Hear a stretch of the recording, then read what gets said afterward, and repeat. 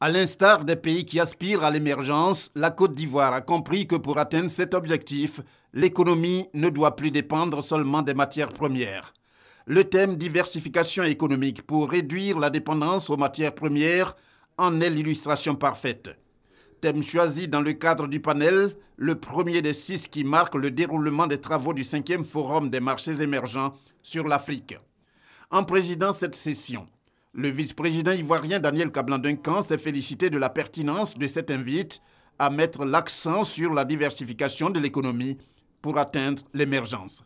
Le thème de la présente session, la diversification économique pour réduire la dépendance à l'égard des produits de base, est d'un intérêt tout particulier pour la plupart des États du Sud.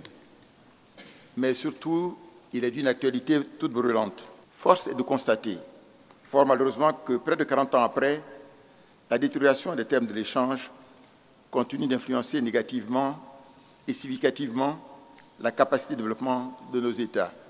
Face à ces situations et au regard des objectifs ambitieux d'émergence économique que la plupart de nos pays poursuivent, quelle doit être la meilleure réaction possible? Quelle politique nouvelle mettre en œuvre ou comment mieux appliquer et évaluer les précédentes politiques recommandées? En bref, que devons-nous faire?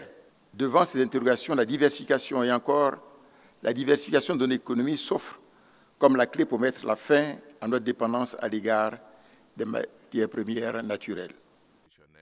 Dans leur intervention, les 4 panélistes successivement font cas en termes de diversification économique de l'expérience du Botswana, du Chili, de la Zambie et de l'Amérique latine qui les représentent respectivement.